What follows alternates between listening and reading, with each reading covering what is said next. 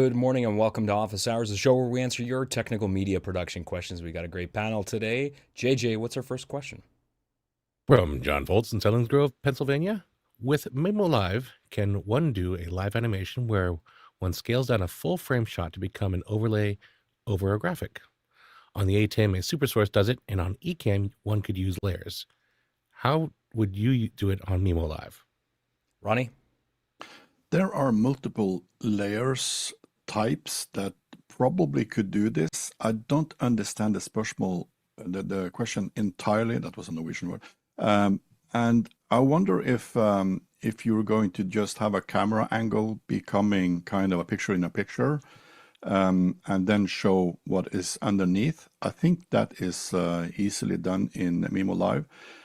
If there are no such functionality in MimoLive, that has to be built as a new layer. So currently, MimoLive is using an engine called Quartz Composer, which is a Apple kind of software or system that do all these animations and clever stuff.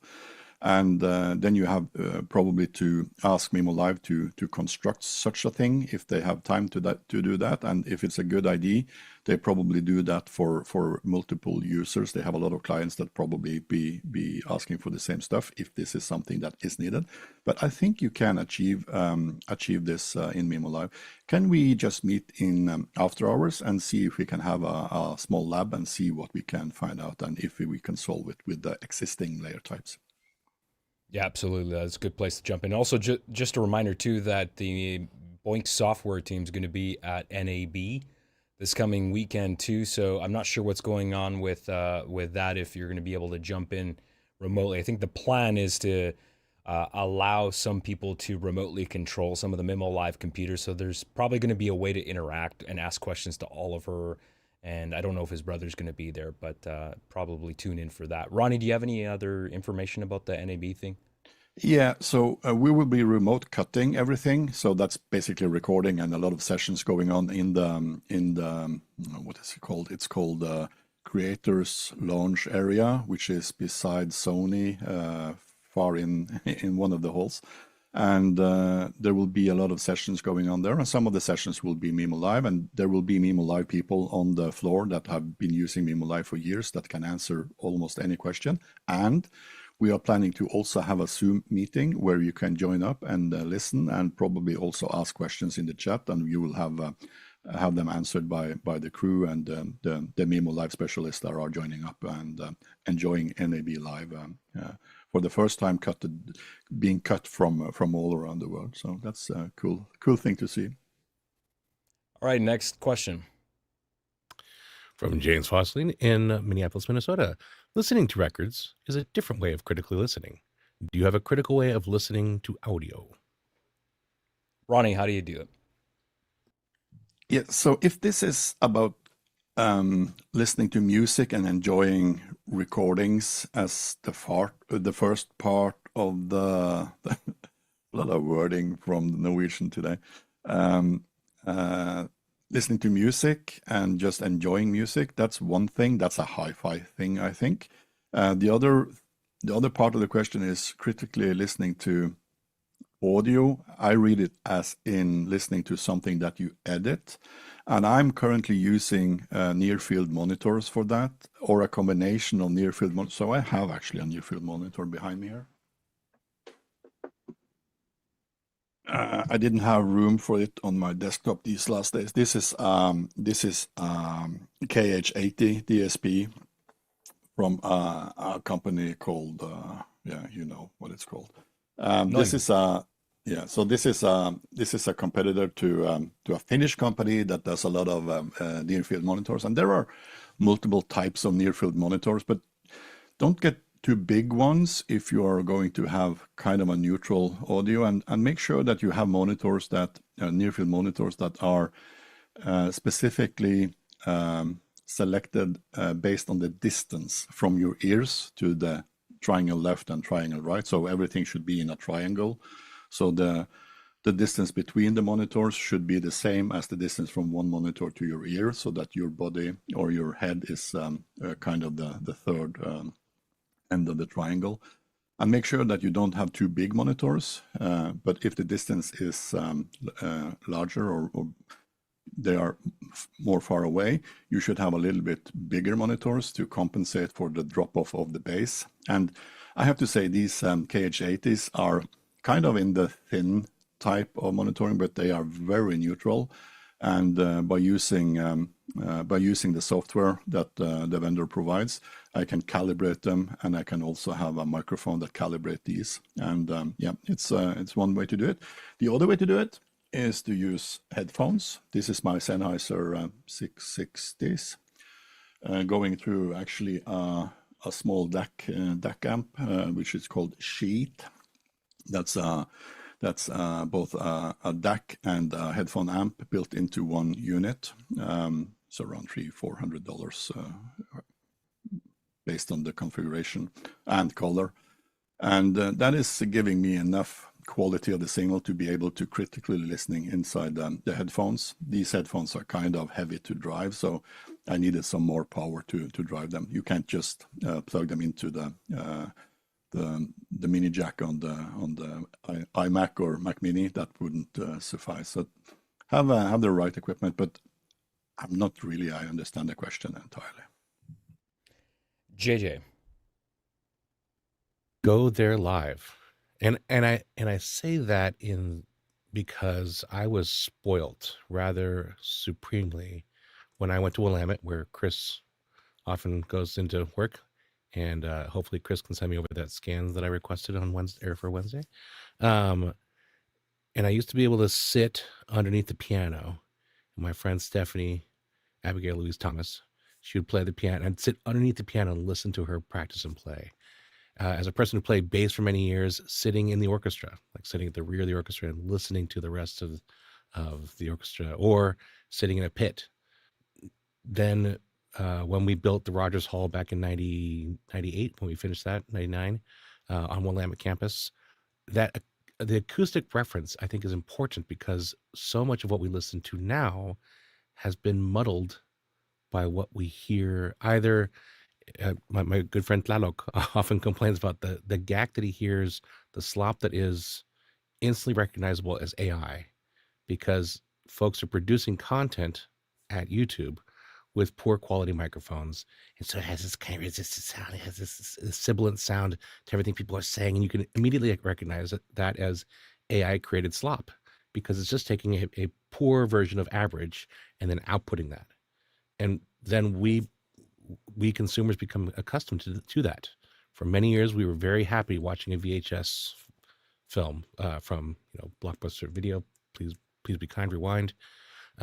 Watching that and saying, "Oh, this is great quality," and to some degree, you could slowly, frame by frame, move forward a VHS tape, but you can't do that very easily on a CD or DVD or now our streaming services, unless you have Chris Abad on your side, who can create a HLS player that'll do frame by frame forwarding. All that said, support the arts, go to concerts, listen in person wherever you can and whenever you can, and go to venues where you know you're gonna have a reliable audio team working to reproduce the audio that can come as close to in live as it can. And I say that as a person who went to a Marilyn Manson concert back in 97, 98, and they blew out the speakers like when the first song. So it was terrible. And I really wish I could have heard what Marilyn Manson's supposed to sound like versus the CD or DVD quality. Yeah, I echo everything that you said, JJ. And I think I'm trying to interpret the question. I have a feeling James is not necessarily talking so much about what specific equipment you're using, but how you listen. And for me, I draw just talking about how I listen to records here in my hi-fi setup in my living room. I draw some parallels to what JJ was saying for live music. You're not doom scrolling Instagram. You're not doing the dishes. Like, I turn down my lights. I sit on the couch. I kind of close my eyes and I'm immersing myself. I'm paying attention to what's going on with the music. Same like if I was watching a concert live. I love that I don't have distractions. There's a communal experience that you're sharing with other people. We're not on our cell phones. I mean, at least for me, I'm not one of those people that pulls up my phone and videos the whole concert, because it's just silly in my opinion. So I'm just there to enjoy the music and pay attention. And to me, that's a huge part of that. Go ahead, JJ. And one more thing, for the folks who are functioning in a professional fashion, I will say, for instance, I've heard frequently from Mickey that he has a space wherein he can listen critically, not with cans on, but inside of a room that replicates as well as it can the acoustic quality of the location where when he's trying to mix. Or for folks like many of the people here on Office Hours who listen to most of the things on these, Guy Cochran, I remember he was was an advocate for these for a while, but did not want to ever listen to any movies or shows on these because they just don't sound great for listening critically. So I love the aftershocks. I can't remember what they call that. Oh, shocks. But I wouldn't listen to, if I really want to listen to music, I'd be listening on, something that's more in ear, an in ear audio monitor of some sort. For me, because I don't have space for speakers. And just a reminder, if you want to ask questions on this show, you can do that, but you got to be part of our community. You can use Makana, our Q&A system, to post questions, vote on those questions up and down.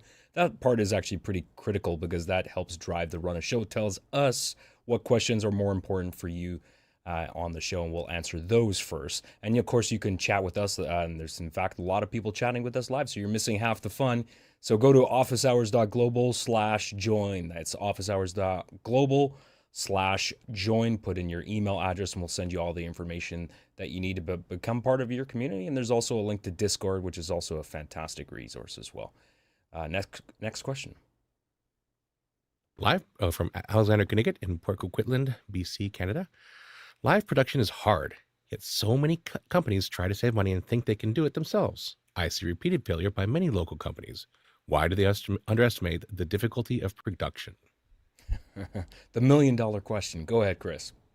Well, first of all, this is not specific to live production, right? Companies do this all over with all sorts of things. You see it all the time with marketing, with branding, with communications, that they make choices to try and save money, and it's they're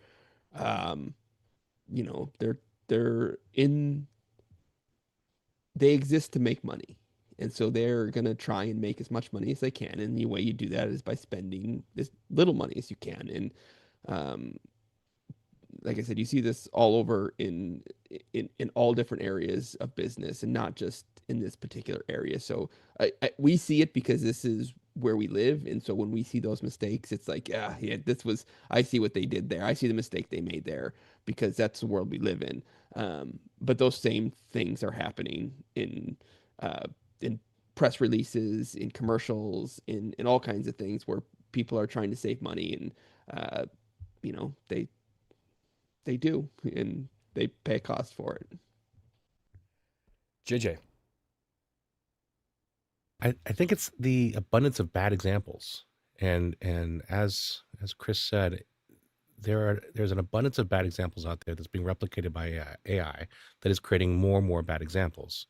Thus, the glut of bad examples in not just live production, and the good examples, like I think we talked about a few years ago, Michael Cioni. Anytime Michael Cioni is involved in anything, that's usually a good example. So their release of Frame.io a few years back, and the video that was that, you won't see that very often. I mean, very, very seldom you see something that has that high level of production quality in every component of what they do. I think it's the case that there are so many McDonald's hamburger joints on Earth and not enough really great Morton steakhouses. There are very few places that serve good quality things that people know how to make themselves anymore. Folks don't cook.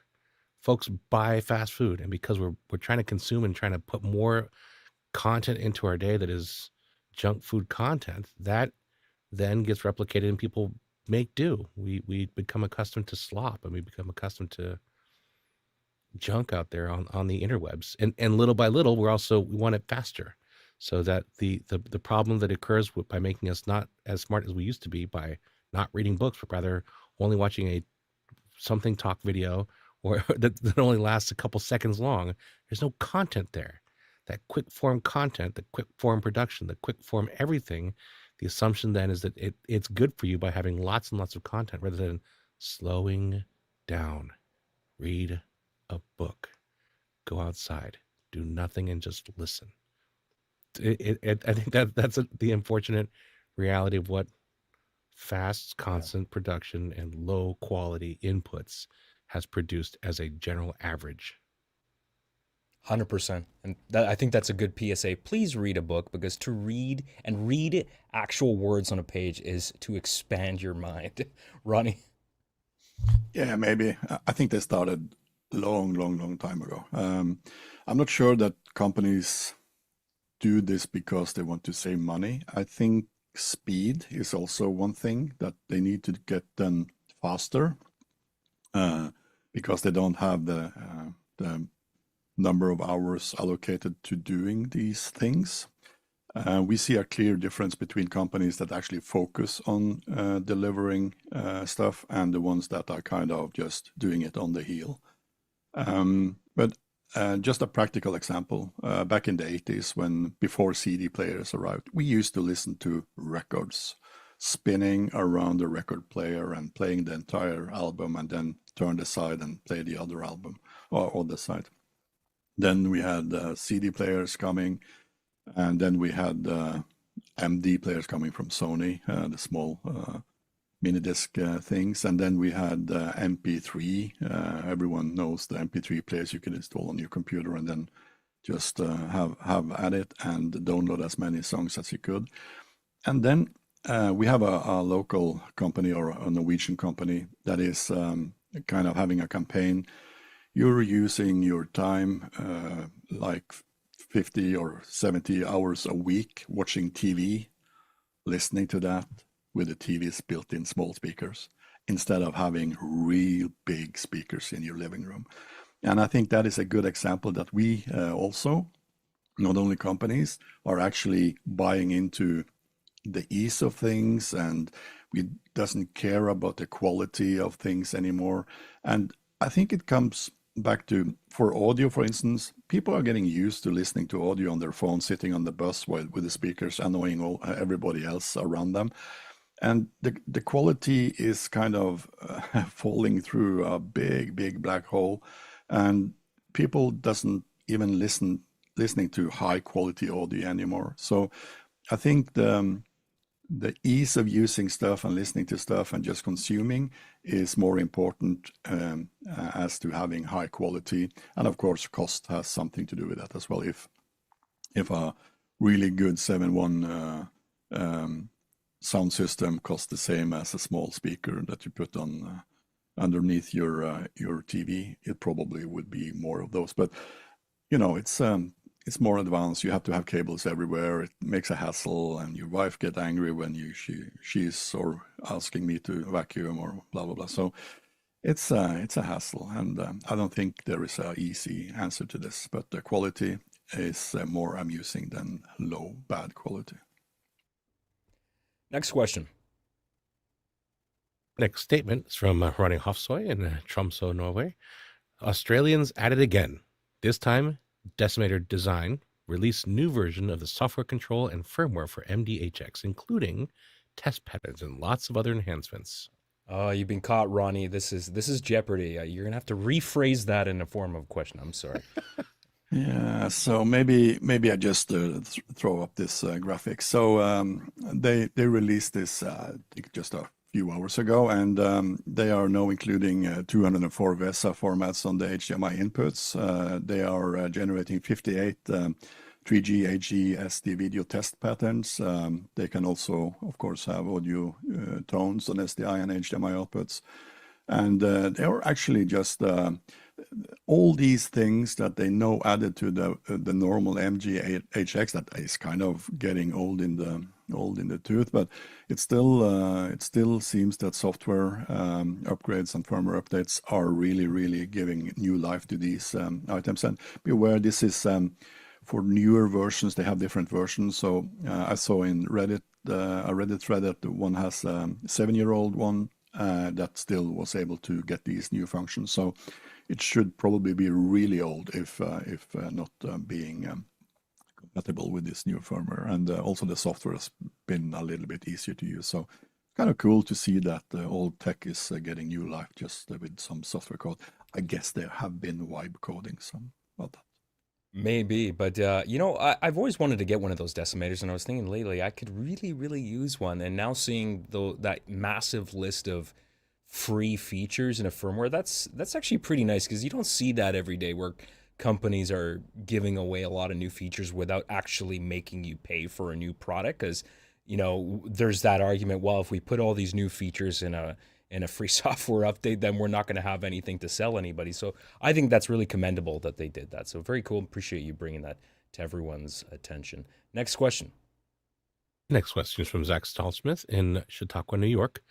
Working our service at House of Worship this morning, and I had to switch to our backup graphics computer running EasyWorship and sending output via NDI into vMix. I was able to do it rather quickly via Splashtop, but what have others done in this case? Go ahead, Chris. So when you experience a localized event where solid phase biological contaminants intersect with a high RPM centrifugal distributed resulting in omnidirectional projection, you got to do what you got to do, right? And oftentimes Splashtop is the answer, right? And so um it works, right? Like being able to just kind of tap into a computer and make a change you need to make. If you're talking about like what are some things that maybe you do to kind of prevent this, like some of the things that I do is when I have some areas where they might be sketchy, they may be finicky, is that I pre-wire in the backup, right? And so I have and for one of our venues, I have a Dante announcer console that's Dante, but also has analog out. I primarily use the analog out because the analog goes out and it mixes with a bunch of other stuff, is combined into embedded into SDI and sent up the stream. In my mixer at the head end, I have that analog audio, but I also have a channel that brings in the Dante audio. And so if one of those goes bad, I can switch back and forth between the other. In vMix, sometimes I've got some instances where I've got some data sources that may be finicky. And so I have, like for instance, I have for a baseball game, I have two versions of the score bug in vMix. One that brings the data that is real time live from the console, and one that brings it from the live stats that's maybe a couple seconds delayed. But if the live one goes down, I can just seamlessly switch over to that. And so that's kind of where my head leads with some of this. JJ? A common principle that was frequently discussed in any tech design or any design in general is one is none. So most buildings have two exits at least because your fire code demands it. Most backup systems have two backups at least because one is none. And this morning's production here in office hours, what we do on Saturdays, we test different methods of doing a very similar type of production. So here in this room, we have our normal Blackmagic, very complicated, wonderfully functional infrastructure. We have vMix at work. We have folks right now in this. I'm playing with a what's it called, an NDI workflow right now, testing out different ways to do the very similar output. And for your particular project here, Zach, I would look at two things. One, having, just like you did, multiple devices. So you had a primary computer and a backup graphics computer. Well done. I would also look at having a backup method of doing that. I love H2R graphics. Would it look the same? Might not have the same backup, the backgrounds, but some of the Christmas gifts that Mr. Barker gave us this year included additional upgrades to that same H2R graphics. So go check that out. And remember that the free version is actually highly functional. I love to support small creators, so I've got several licenses of that same, and I try to sell it where I can. Now, if you're talking about getting to that computer quickly, maybe have the computer in the same place. If Splashtop, super. I use Parsec. I use Parsec because it's low latency and it allows me to do what I need to do quickly. And finally, planning ahead of time, making sure that you're setting up your house of worship.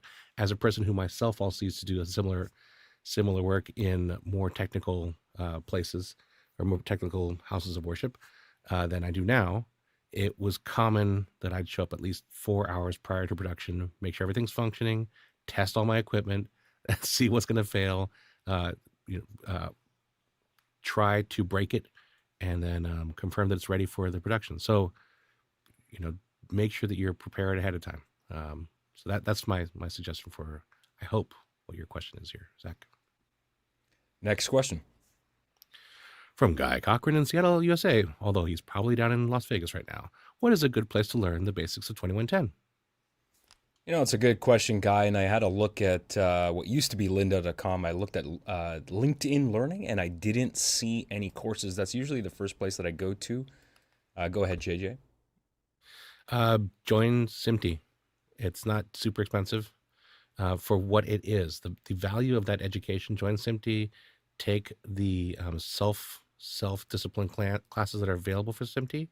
And I will say this as a person who tried very hard to find data and inputs on how to learn more about 2110 until I actually took the boot camp course for people who are already network nerds.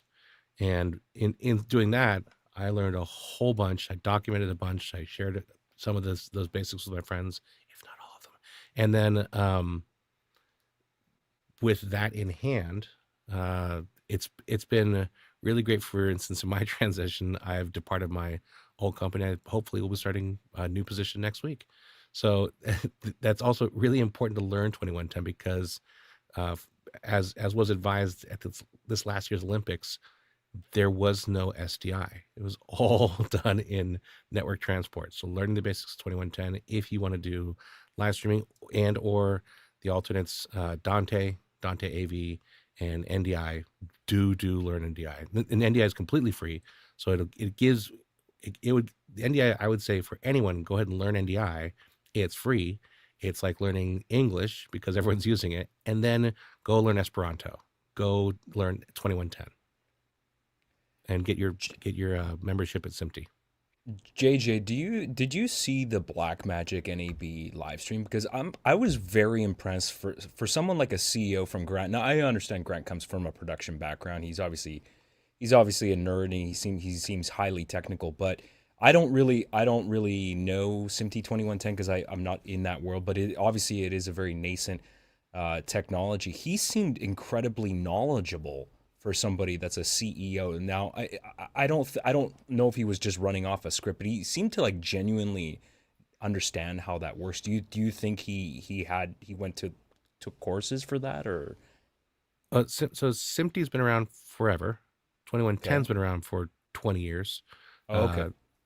So it's not necessarily nation. It's just it's being forced to develop at a faster rate currently because it has functional competitors.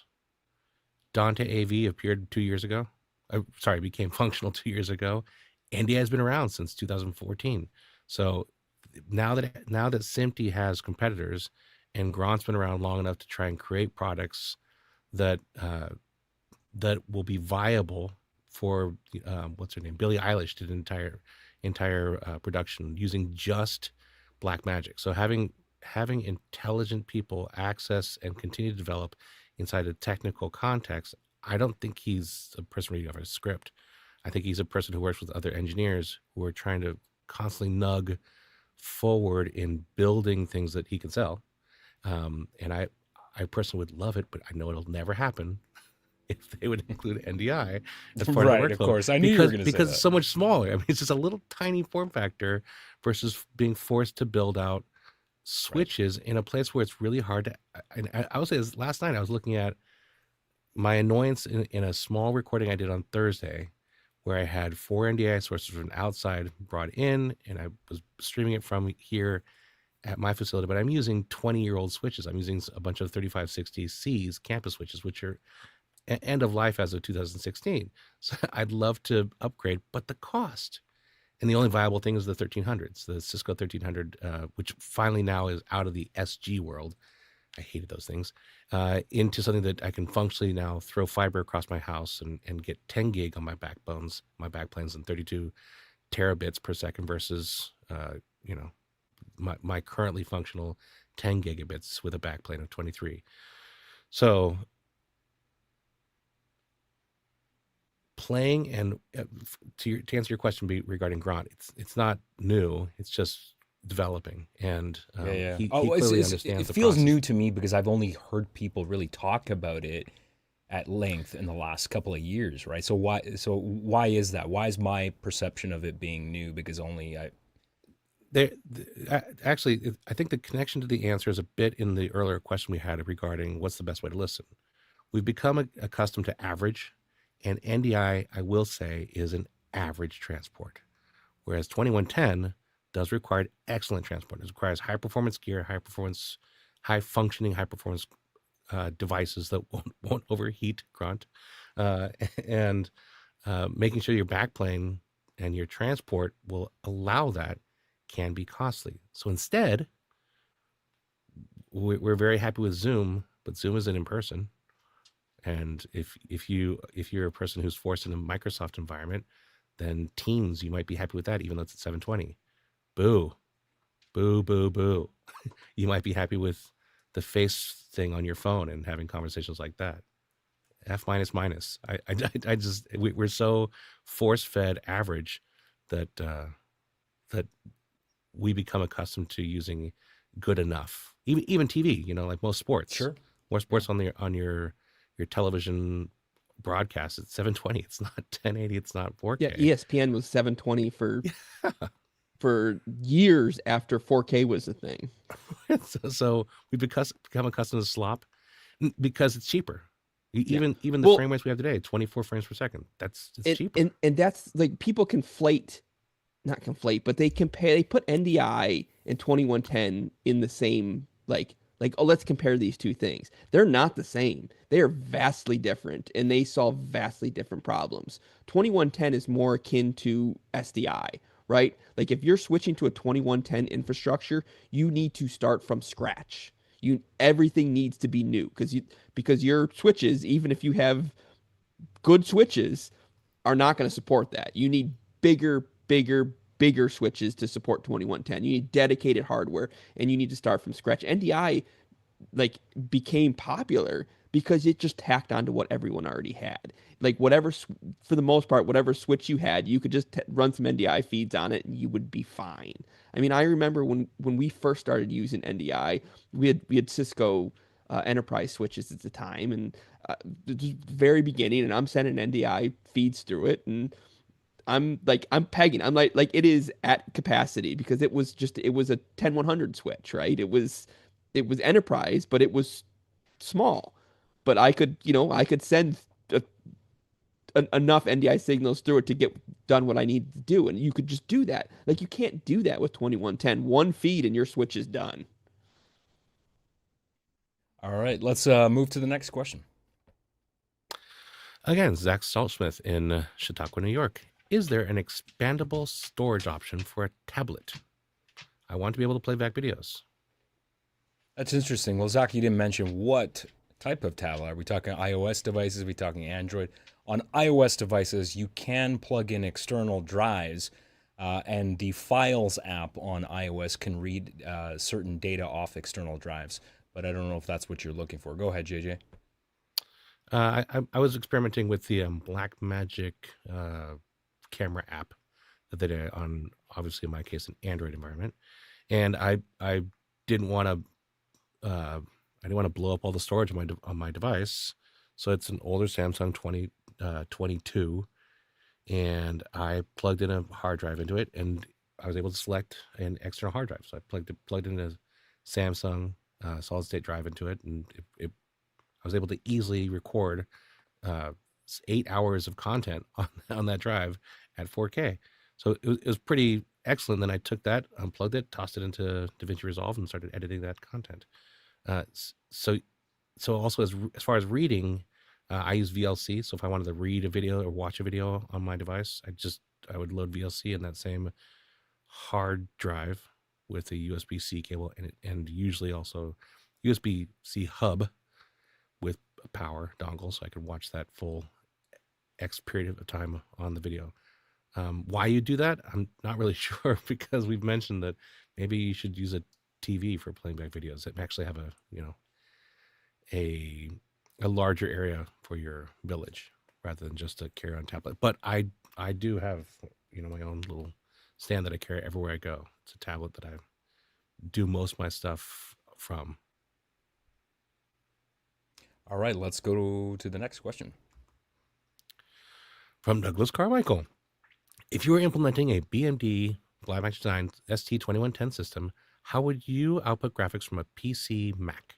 Would you need a DeckLink card, or would there be an ST2110 equivalent to Dante Virtual Soundcard? Chris, go ahead.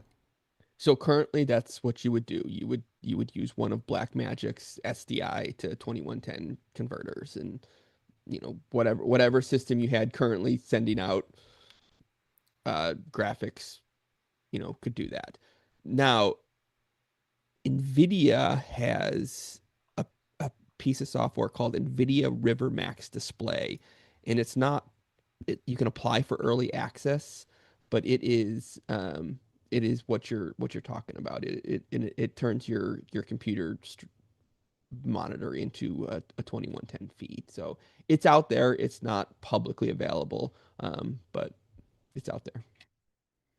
Go ahead, Ronnie. Yeah, so exactly what Chris said. NVIDIA has this software, and we see some movement in the software market, but be aware of one specific thing.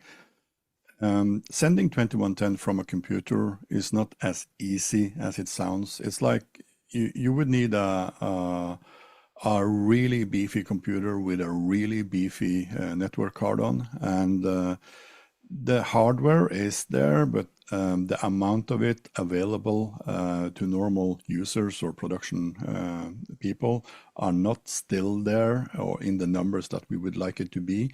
And software developers see this, and companies see this, and are not putting very much effort into creating something like a software sender or receiver for 2110. Based on the fact that the amount of network traffic that is going to be sent in and out is really, really big. And I would suggest you kind of wait a bit until you decide to go the software route, because I think it's a little bit too early for that.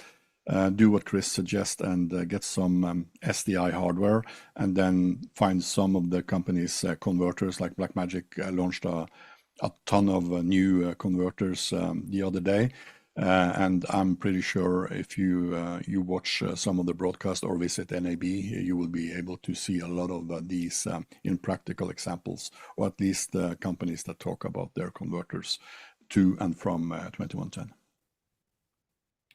And JJ. So I'll focus on the adjective here: Blackmagic Design 2110 system. So since you're talking about Blackmagic Design in the first place, I don't know why you'd even bother with 2110, in that they're just trying to sell hardware, and doing this out of PC isn't that hard. Our normal, what was Monday through Friday before it got messed up, our normal morning shows, we use a Blackmagic Design DeckLink coming out of 2 computers for all of our graphics, all of our lower thirds. That's done with DeckLink using, thank you Tuomo, his product SPX GFX and Casper. So we're using that as our output device for our daily shows. And 2110, who cares? 2110 is you're talking apples and oranges in a fruit salad. Those are 2 different things that you could toss in there, but you don't need to. If you're going to focus on Blackmagic Design, use Blackmagic Design, what Blackmagic Design is best at, which is SDI transport. Don't bother including 2110. If you want to start playing with what could I do at home, do all this in NDI, because in NDI you can do graphics. You can output your graphics, and again, John Barker's software will allow one to do that. You can also just do it as a web page. If you want to play, if one wants to learn how to do what is done and what can be done, and please focus on excellence, sticking within a low cost solution such as NDI would be the way. Or if you use Blackmagic Design, stay in the Blackmagic Design world. Get DeckLink cards and use Blackmagic Design routers and Blackmagic Design switchers. Stay in that universe, because it'll function best by staying within that same channel of functionality. I wouldn't bother with 2110 because it's just something entirely now for something completely different. I mean, it's not native to what they've been doing for the past 20 years, 20 plus. Next question. From me, has anyone seen the new ZowieBox in the wild? They are advertised on the website, but I can't find them anywhere. If someone can hit up the booth at NAB, please advise. And to expound on that, according to Zowie Tech's website, the Zowie Tech, they have a brand new encoder that is a 4K 60 encoder advertised on their website that has a little touch screen on it, which looks really cool for setup. Cool. But when you click on buy here, it's not anywhere. It's not AliExpress that they show. Amazon, B&H doesn't have them, at least as far as I can tell. I went to the description how to buy, and it shows me the two part numbers that exist. One's the 4K NDI, and then and it has HDMI output.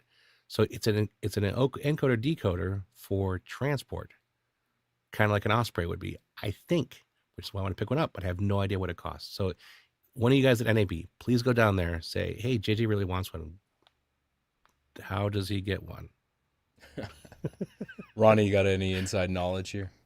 No, not for the newest one, but I'm going to have a shameless plug at this. I know that in the central hall, we will have just beside here at the Sony enormous booth, we will have something called the Creator Lab. And in this Creator Lab, there is an even smaller part that is called the C9129T, which is the Creator Lab classroom. And in here, MimoLive guys and some other people will be doing production. And I know they will be having a few of the ZowieBox items. I'm not sure. I'm pretty sure it's not the newest one, but they will have some Zowie people or knowledge walking the floor there. So if you have some question, JJ, you could probably join the Zoom meeting and then ask your questions and see if they are able to get a hold of some Zowie people. They have some available slots that could be used for presenting such things. So just ask the question and they will probably try to find it. I know Guy and a few of his people will be roaming the floors and doing things in after hours as well. So let's hope they'll find the Zowie boys. And if you like this show, just a reminder, we have other shows on the network too. On Mondays evening, we have Extra Hours, which starts at 6 p.m. Pacific, and Thursday, David Paskin's show, which is a little bit of a different technology discussion show, and it's kind of a more of a, like a panel-like discussion. That's also at 6 p.m. Pacific. All the information's on our website at officehours.global. You can see the schedule for all the different shows, and of course, I also forgot to mention, but we also have usually a Tuesday special of some kind. So if you want to stay up to date, just go to the website and you'll find everything you need there. All right, JJ, what's up next? From Angelo Jacques in Brooklyn, New York. Currently, what is the best way to set up servers for archival data integrity across a few locations? I don't know. Currently, what is the best way to set up? I'm just trying to parse this question. JJ, go ahead. So what came out this last September, really cool little, I shouldn't say little, it is a small form factor product called Copy Party. And Copy Party is awesome.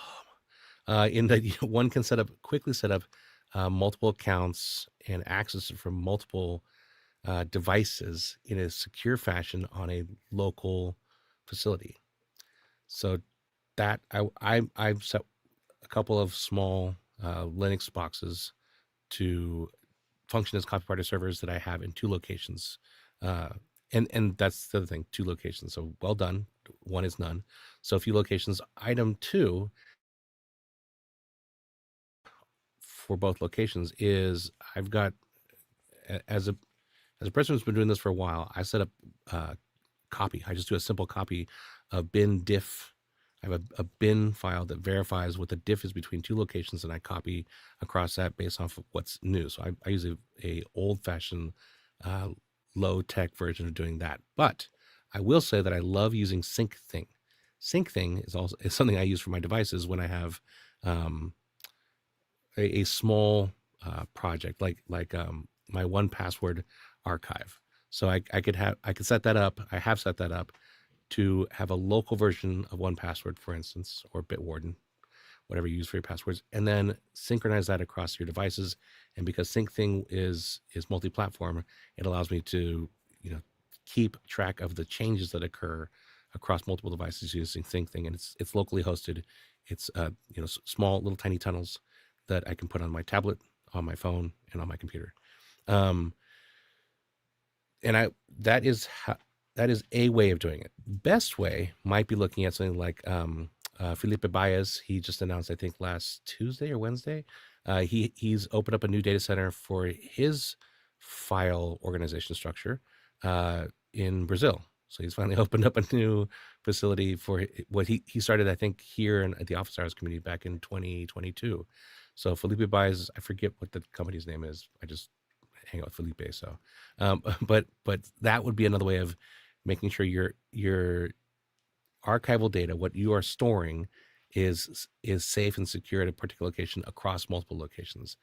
And then finally, if you got the bucks to do this, I'd probably build something in Amazon if I had the money to go ahead and just store lots of things in lots of places because I need to have it available to me. That's a high cost way of setting up servers for archival data across multiple locations. But that'd be expensive. Next question.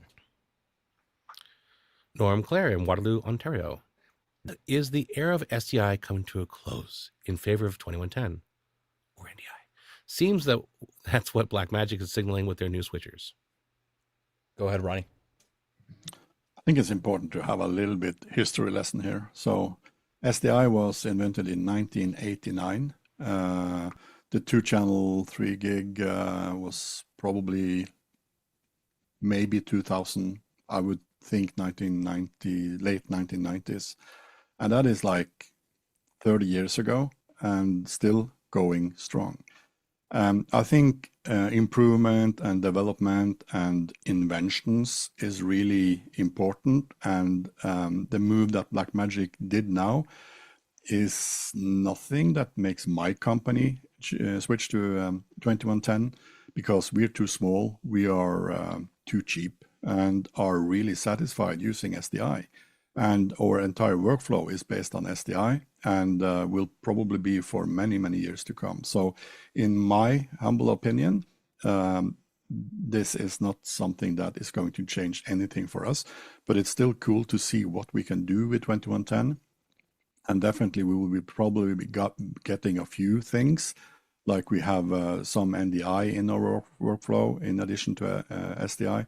And of course, we still use HDMI as somehow we need to be doing. And 2110 is really, really cool to look at. And the rapid development of these type of products and seeing what companies like Blackmagic, for instance, is bringing to the market is really interesting. But no, it won't change anything for our company or myself, at least. And Chris. Yeah, I don't think much is going to change anytime soon. And as I said before, because it is not an incremental change. It's not like, oh, we're just going to add some 2110 stuff. It's a lot of stuff that you need to add to, and you need that infrastructure to make it all work. And it's a big change. And for most people who have an SDI workflow, it's just easier just to keep using SDI. In that, the old saying, we've always done it this way, is a terrible reason to keep doing something. It is, but it's also the reason why a lot of things continue the way they are. And I think SDI is going to kind of be in that route because people have what they have, and it's just easier to buy another SDI camera than to buy all new 2110 equipment, all new switchers, all new routers, all new everything. So you can it's going to be it's a long play.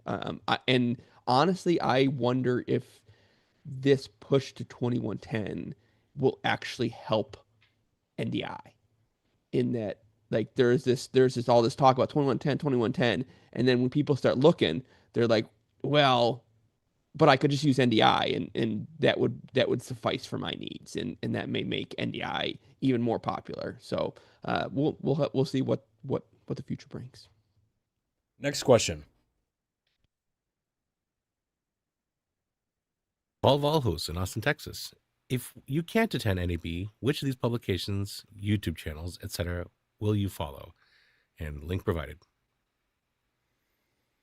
You know, there's no specific channel that I usually cover that I usually follow for NAB coverage. I mean, to me, I find a lot of the coverage isn't fantastic, except for you know, I know I'm biased, but the stuff that we've done at previous shows to me has been far more engaging. That, you know, with people walking around on the floor and being able to pipe stuff in after hours, and then having a live audience there. And I think that live component is key to have that interaction, to really ask the vendors questions and then have them respond to our feedback in real time. I think that's pretty unique, and I really wish more people would do that. Go ahead, Chris.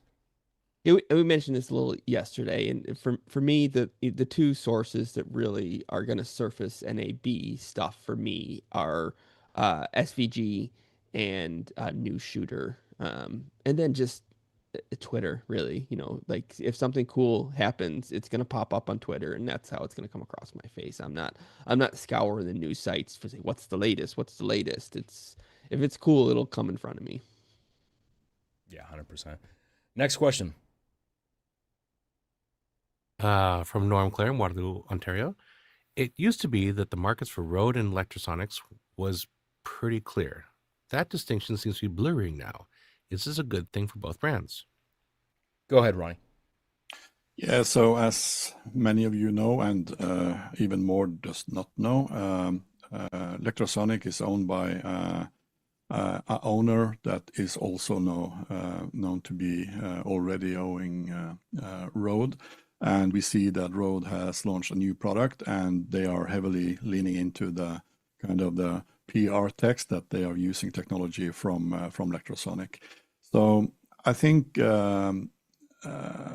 Rode will still be the brand that also does a little bit simpler, quote unquote, products for the creator community and all those types of usage. And still the new product that are using Lectrosonic technology is still using mini jack plugs and then convert them up to XLR and etc. So they are still kind of in the, I would say, unprofessional range, even if the technology inside is getting better and better. So looking that Rode is launching these UHF products are really cool to see.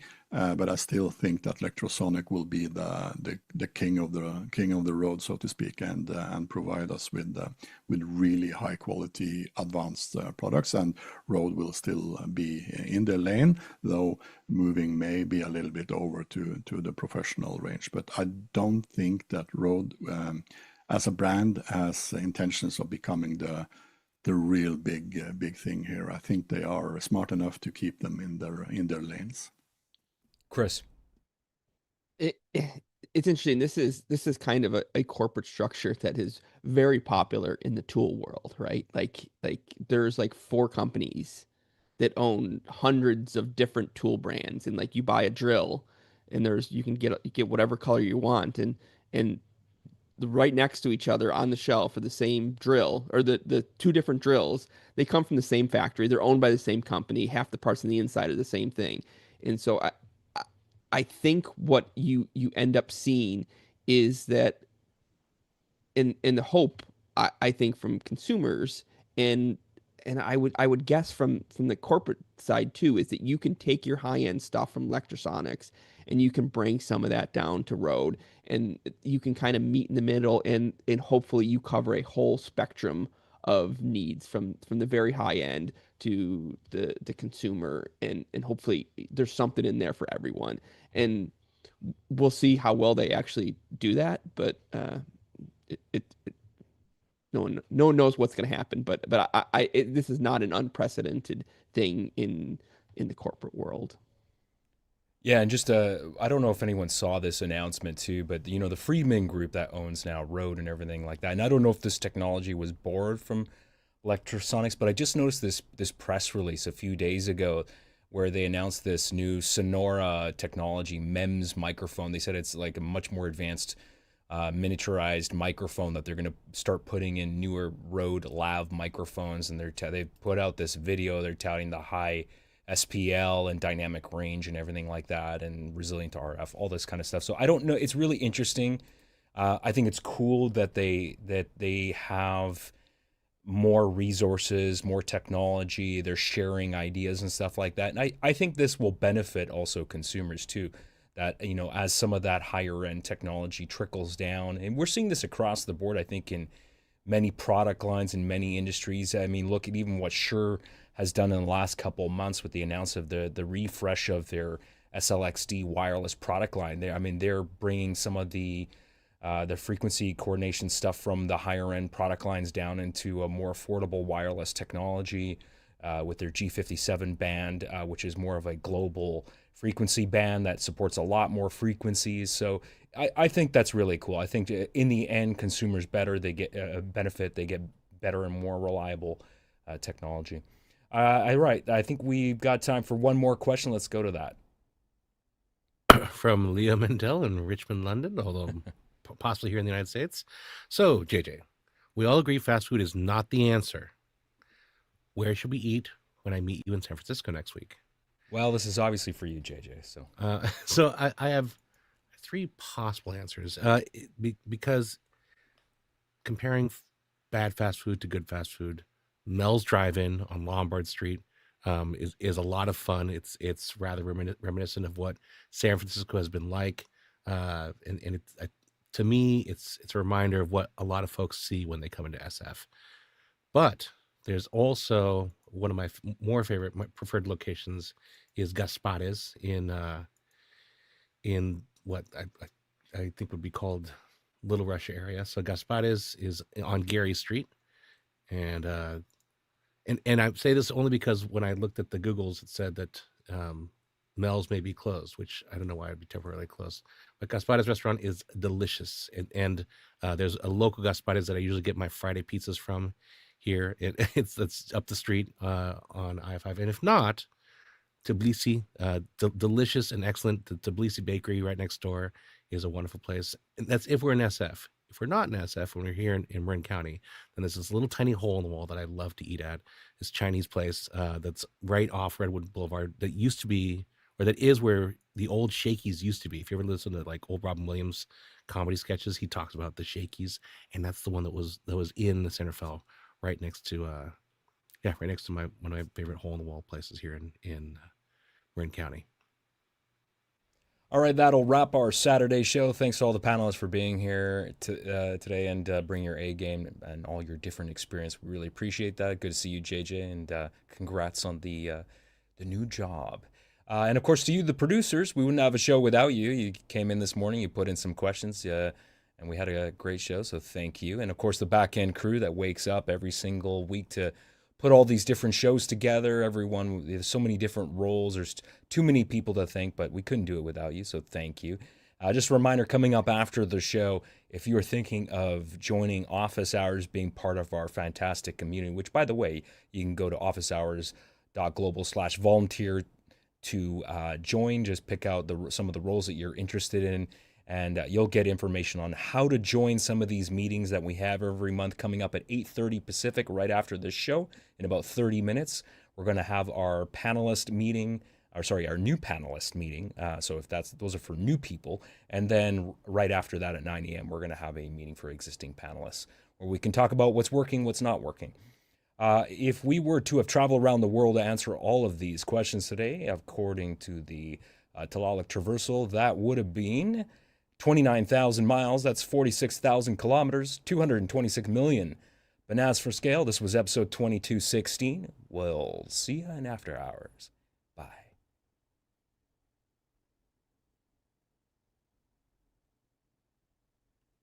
Good show. I did have more rant regarding fast food when we were talking about 2110 taking over SDI Mhm. Like there's no way that if you already have infrastructure in place, there's no reason whatsoever to modify over to 2110 because it is so costly, as we mentioned. Yeah. And just like you said, Chris, I 100% agree that it only strengthens the NDI workflow Yeah. because you can play. Now, I mentioned earlier that NDI and NDI and 2110 are completely incomparable, but that's not quite true because NDI full bandwidth, you similarly would be maxing out your switch infrastructure. So that would be Well, not but good. not nearly like it. Oh yeah, I know. I mean, it can, right? But like you can, with off the shelf switches, you can still run a handful of full NDI feeds, right? You can run 8 of them maybe versus one 2110 feed. Yeah. All right. I'm going to jump into after hours for a few